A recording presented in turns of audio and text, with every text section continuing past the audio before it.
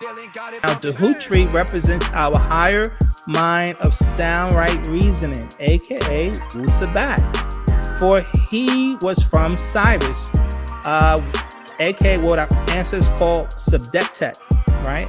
So Cyrus star system was identified as Subdectet. And okay, now Tehuti teaches us the laws of nature, or aka we say the rules of nature, for he was the master of it. And I'm talking from years of experience dealing with this, so take my advice.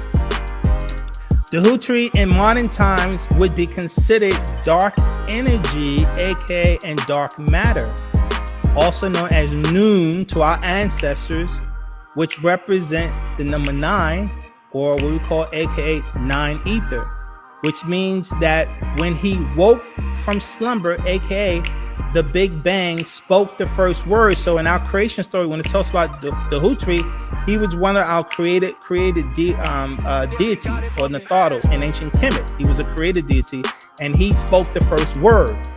Okay, and so we're saying in today's culture, that would be what scientists would call the first tone of creation. They call it the Big Bang, and our ancestors identify that with Tehuti. He represented the spoken word of creation. And to the Muslims, we called it kun in our language. Kun was just the tone, and which gave birth to the what we call the Khamino. And so from Tehuti, you give birth to the Khamino, which represented the 8. And they represented 4 principles in our culture. And those 4 principles of the first created ancestors who came into existence. Camino also translate to the Greeks. They call them the Agdad. There's no way, especially the subject matters that we deal with, there's no way that people can pick it up for the first time listening to it. All right, true me to call in the peace and war times. I want to first correct some of the lies that Baldy Locks is telling, and we've been going back and forth with these characters for quite some time. So the first thing I want to say is that Nupu are mental energies, and also known as brain newts in Noon science, or brain newt gods, and they are not spirit beings, which Tehuti is a 3 ether god of death. Is one of those things. So he has nothing to do with dealing with the creation or growing of universes as the Bible interpretation and the 9-ball counts talk about, or in the nature books it talks about how they grow things like a plant. So Tehuti is not a brain new god. So that's the first lie. He also said Tehuti was a creator god. This is not true as well. Tehuti was not a creator god of ancient Kemet or Egypt. That was Nun, or Re, who are also known as Re Atum or Tar-Nun, and the 8 Ogdoads from the chaos of the chaotic waters, or what's called a smack circle of chaos in Noon science. So that right there is a lie. Alright? Tehuti is called the god or the creator of writing, which he worked for Re, the father of the gods. All this stuff can be looked up. The creation stories in ancient Kemet differ depending on what particular ruler was ruling, and whether it was Heliopolis, which had the original story first, and then Hermopolis is where the moon, what Tehuti was given, where they rewrote the story and put Tehuti in Re's place. So that's really what that is. So Tehuti is a moon god and was never in the origin of the oldest stories of the cosmology. Tehuti was not part of those original Ennead, which they talk about the 9 gods, or the Ogdoad. He has nothing to do with that. These are stuff that again was rewritten, because that's what Tehuti is doing even today, trying to rewrite the information that you're seeing with these people. He has nothing to do with the tones or the creation of the universe. So I'm gonna put in a clip where I break that down and what was the beginning of the Big Bang and stuff sounds like at this point. All right, true me to call me peace and war times. All right, I'm adding this scientific part about the sound of the Big Bang. It's a lot of stuff you have to go through to get to this type of information. But at first, it started out as a fiction or what the sound of the universe might have sounded after the Big Bang or whatever. But they actually, some scientists actually start getting into it. But you can see right here, they started. He said, I'm a professor of physics at the University of Washington in Seattle. I do basic research in ultra-relatively heavy ion physics with the STAR experiment using the RHIC facility at Brookhaven National Laboratory, colliding gold nuclei to produce systems that look something like the first microsecond of the Big Bang. I do not work much in cosmology and astrophysics. Also, although I publish a paper or two in those areas, but I do write bi-monthly science columns for analog science fiction fact magazines, one of which my columns is entitled Boomerang and the Sound of the First Big Bang, and was published in January 2001 issue of Analog. It described that then recent Antarctic balloon flight that mapped the small angle temperature variation of the cosmic background radiation following the lead of the scientists involved in the project. I described the temperature variation they observed as an effective recording of the sound of the Big Bang when the universe was 376,000 years old. That column was published several years ago and is available on the web. About a month ago, I received an email from a mother who said her 11-year-old son Dan was doing a school project on the Big Bang. They had found my column on the web, and she wondered if the sound of the Big Bang mentioned there was actually recorded anywhere, so that he could play it for his class. My answer was no, but her question caused me to consider the problem. With the available data from Boomerang and more recently the WMAP, it would not be very difficult to simulate the sound using the symbolic algebra program mathematical Wolfram research. So before this time, it was only science fiction fact, and he had people research that they use from sending up balloons up in Antarctica to record the microwave background that's dealing with radiation and stuff like that. And they think that that background radiation that they pick up in the background within the dark matter, whatever, or these high frequencies or low frequency temperatures, they think that those sounds from, or that energy or temperature from way back then is still in the background because it's not so prevalent now. So he went and he ended up doing some research, and he ended up recording and synthesizing the sound. So what I wanted to do is just go down to where he had made the sounds, and he had one that goes for 20 seconds, 50 seconds, 100 seconds. Here's a 200 and 500 second one. So according to him, this is what the Big Bang sound like, or after the fact. This is the sound right here. Let's listen.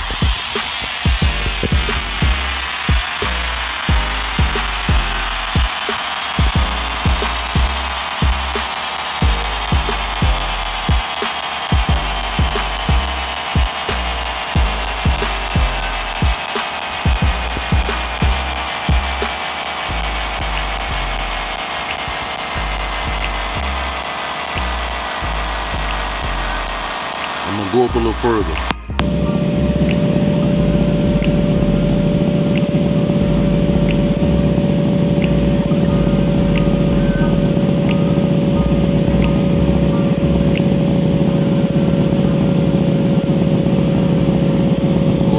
This is at 2 minutes and 51 seconds.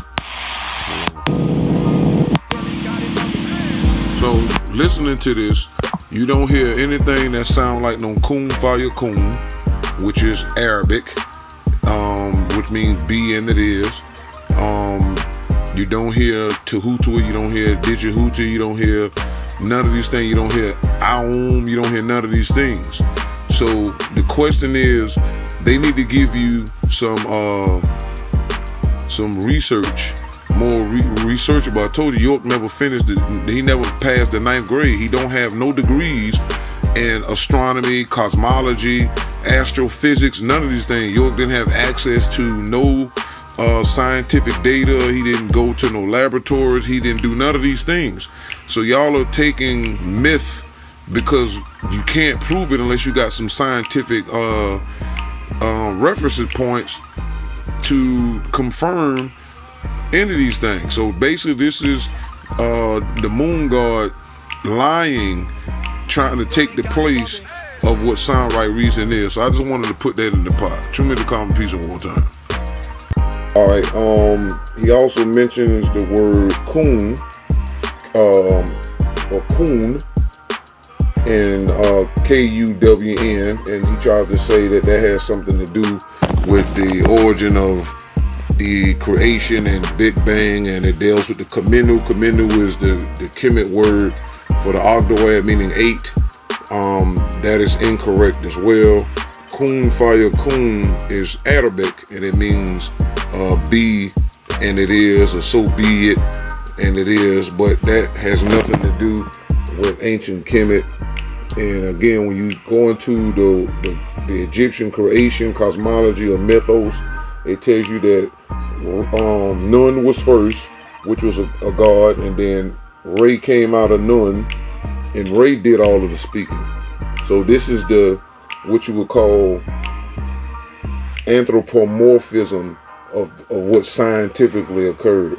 So you should have heard the Big Bang sound according to scientists who recreated the sound through the experiments and whatnot. I advise you to do more research. But even in the creation stories, there's no kun, fire kun sound that's in the Quran a couple of times, and this because these people are pantheists and religious, and they're trying to create a whole nother type of narrative just to keep confusing our people. All right, so we got that down. Okay, so kun is Arabic from the Quran that means be. That whole term is kun fire kun, being it is, and that has nothing to do with the Ogdoad of Kaminu or the gods of Kemet, which is our sun as Re, and the 8 planets in our solar system, not including Pluto. So the Ogdoad actually, or the Ennead, is really the sun and the 8 planets. Pluto is not a planet. So that's what the Ogdoad or the Ennead is actually in known science. All right, also claiming that Tehuti is a creator god is another contradiction to what York put in the holy tablets. And those quotes will be, or the pictures and stuff will be put into that. All right, so this contradicts a York claim that Anu was before the Big Bang and caused it from a dot that turned into a circle and square and exploded, and so began the creation. York showed 2 different pictures, and never is Anu or Tehuti said to be seats of power or the same being. Anu is allegedly from Rix, which is in the Orion star constellation, and Tehuti is from Sirius, which makes no sense because Sirius is a star. Okay, so when you get into that thing, all you got to do is just pull up a map, the constellation Sirius, and you will see that they just have, I think, 2 stars, Sirius A and Sirius B. There's no known satellite that's been found or planet to be circling these 2 stars. That's why they always saying Sirius or Septet, or however they want to say that. All right, how can a moon god be from a star? The star Sirius is a part of the Canis major system, which has, according to sciences, no known planets and has been found. So this is Sabeans and the Wapians. This is their way of trying to create this intergalactical great knowledge than anybody else, that nobody has the information, which is also aligned on the ancients, because Tehuti is a moon god and the planet Earth has a moon. So if he's a moon god, that means he has some connection to the moon. Why they trying to project a moon god from a whole nother galaxy, which the only thing they have found up to date, according to the scientists, is 2 stars? Then it makes no sense. All right, so the stars, so he can't be a moon god and be from a star. And Noon Science breaks this stuff down that each of these orbs have their own type of spirits or ethers that come from him. So that's about it. True me to call it peace in wartime.